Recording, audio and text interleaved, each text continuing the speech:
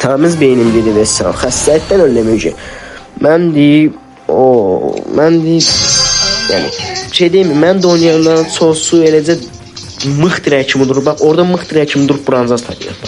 Orada mıx dirək kimi durub mənim olduğum yer tanıyır. Gözünün 2 dəqiqə. Görsünüzmü?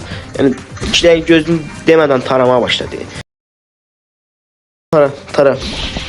Mama qurbansa tara. Mən onsuz ki barım doldu, çıxıb əlinə verəcəm. Sən gözlə bir dəqiqə. Alan daralsın, çıxıb əlinə verəcəm sən. Atmağa devam elə. Mama qurbansa. İnnicə. Bilet innicə. Hara qaçsa nə bilet? Asansan. Mr. P'li promo rushlayacağım çünkü ulti basırsa o balaca cücülər məni yiyəcək ki, nə bilim. Promo rushla. Aldım. 90. İndi bu bul biraz problem yarada bilər çünkü ulti basırsa mən ala bilər. Amma əlbəttə ki mən onun ulti basmanı veya ulti yığmanı icazə verməzsəm basa bilməyəcək. Aldım. Hasansan dostum.